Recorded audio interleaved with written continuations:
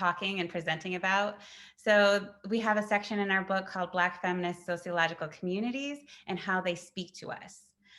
These speakers are coming from Spelman, rooted in Spelman, although they're coming from different places, who wrote on learning, teaching, remembering, and enacting Black feminist sociology at a Black women's college, a love letter to one another. We have Dr. LeConté Dill and Dr. Cynthia Neal Spence with us today. Thank you. I want to start by just giving thanks to Dr. Purtle and Dr. Luna. Over the past 3 years, I've had several pieces that I've been blessed to have lovingly edited by Black women. And as the kids of the day say, it hits different to have Black feminist editors, right? It hits different to have Black feminist editors who are not anonymous. It hits different to have editors that are not behind a portal. And particularly Dr. Purtle and Luna wielding the Black feminist ethos of care, affirming our writing, but also holding us accountable and giving us loving nudges for deadlines and other responsibilities. As Dr. Purtle mentioned, I will be co-presenting with Dr. Spence, who was my professor many moons ago, but we also wrote this with several other co-authors, and some of them are in the Zoom space and others are with us in spirit, definitely with us in the page. So I just want to quickly shout out, soon to be any minute now, Dr. Mercedes Dunn, Dr. Mona Taylor Phillips, who is also my professor, and is Dr. Spence's colleague, and Nazali Scales. We all have a relationship with each other and with the Department of Sociology and Anthropology at Spelman that spans over 45 years. And our chapter is written in a direct scholarly lineage. This is not entire history of the Sociology and Anthropology Department. This is not even an ethnography of the department, but this is a story or several stories. We thought it was important and critical in this volume to name the importance of the Sociology and Anthropology Department at Spelman, a historically Black college and a women's college. We, as Spelmanites, saw and named ourselves as Black feminist sociologists early on, as 19 and 20-year-olds, just as we were trying on and donning and interrogating that language, Black feminist sociologists. I also feel as Spelman students, Spelman alumni, Spelman professors, that we engage and we learn to engage early on in a praxis of bi-directional mentorship.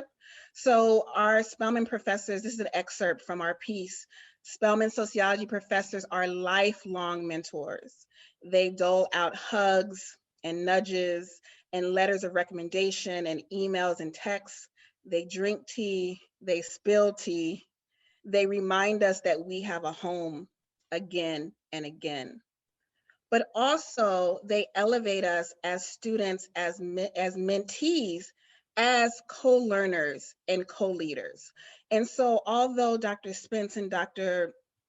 Phillips were our professors, Mercedes and Zali and I, they often let us lead in the writing of this chapter, in the planning for this symposium, in the revisions, and really activated that bidirectional mentorship. And so I'm just going to frame our piece. Our chapter is actually written as poems and as letters. I identify as a poet, as an artist scholar, and was really encouraged to don multiple identities in Spelman, particularly in Dr. Phillips' class. She told me to bring my art, bring my poetry alongside contemporary social theory. And so we wrote letter poems to each other, to our families, our roots, to our Spelman professors, our peers at Spelman, also our disciplinary ancestors, and to future Black sociologists. So before I hand it over to Dr. Spence, I'm just gonna share a bit of a poem. We be tribe, we be cracked open in Giles Hall, radiating our radical sociological imagination for Spelmanites years to come. Dr. Spence? Thank you, LeConté, and also thank you to the conveners of this amazing gathering. I'm just really honored to be here with you. And today I decided that I would, in fact, speak to you with the background of Spelman College, other than, rather than my very messy home office. But I wanted to do that because this notion of place. Spelman College is the only institution in the country that was built for the education of Black women. It is the only place. And that means a lot to those of us who inhabit these grounds, who walk these grounds every day, who entered the grounds. As LeConté indicated, this is a intergenerational kind of reflection piece that's included in this volume. I entered the grounds of Spelman College in 1974, and I'm still there. I'm still at Spelman College, left for grad school, but came back. But when I entered, I was in fact mentored by a department, as LeConté says, in Giles Hall, this place. And sociologists talk about the significance of place and place making and how people and communities kind of build places or construct the narratives and the experiences of places. And so Giles Hall, the third floor in particular, has always been an important place for the nurturance and the guidance of Black women.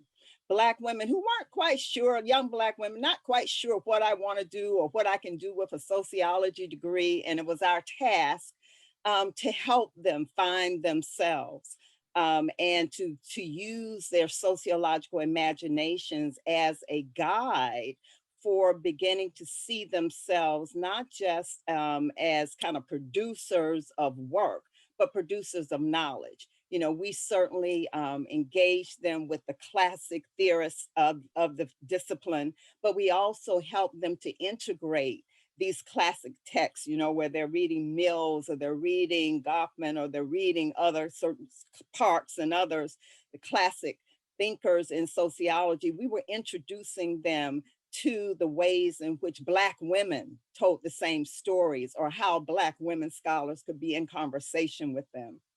And so even from my experience as a student, certainly we weren't even talking a lot about Black feminist thought at that time. This is in the mid 70s. And I had the opportunity to be taught by a white, very liberal, hip hugger wearing woman, which many of you all might not even know what hip huggers are about, but a Dr. Diana Danner, who entered the classroom with excitement. She saw us young women in that classroom, and she knew that, first of all, that we had the ability to think about ourselves within a sociological frame, to think about ourselves not just as numbers, as she taught us statistics, but she actually taught us about what did those numbers mean and how do we contribute to the stories and narratives that come from the study of statistics.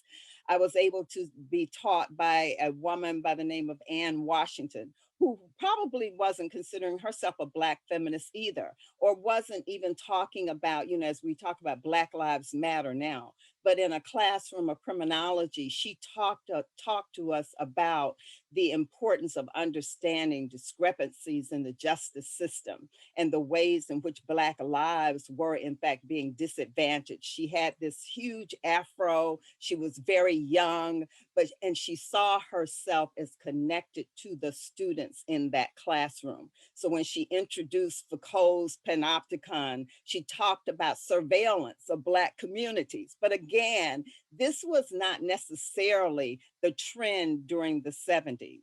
And so as we entered these spaces and as we interact with each other, we engage with scholars who are lesser known. I remember Dr. Claudia Jones, who was in fact a Du Bois scholar, but you may not know her name, but it was important enough for her to make certain her students knew Du Bois in the way that she knew Du Bois.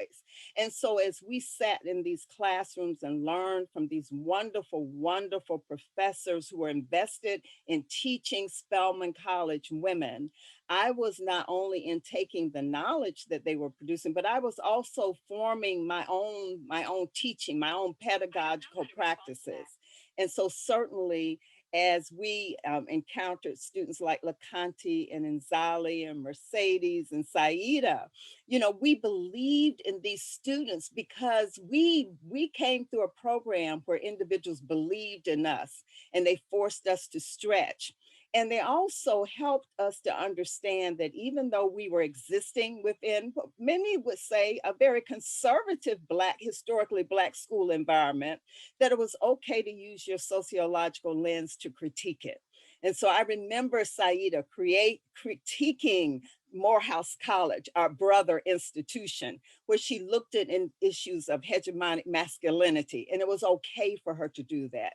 Or Mercedes Dunn talking about wellness discourse, and what does that mean for me as a Black woman? How do I engage wellness discourse? Or LeConté talking about public health. And so how was she able to ask the questions in the public health field, but those questions that would in fact reflect who she is as an individual? That's how Mona Phillips and I were taught. And that's the teaching and the pedagogical practices that we hope that we have been able to instill in so many young women who have gone on to attain the Ph.D.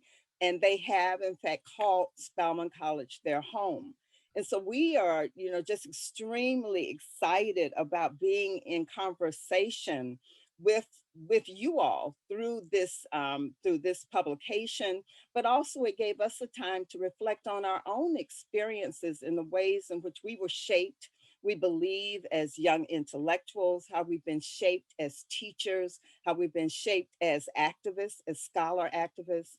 And Spelman College, with all of its commitment to the education of Black women, it's not been perfect, but at least that sociological lens has helped us to be able to develop the kind of problem posing that we continue to be engaged in on a daily basis. You know, so as students come and go, we're still there and we're still believing that Black women have something to share, that Black women are scholars and that our students must be introduced to them as scholars.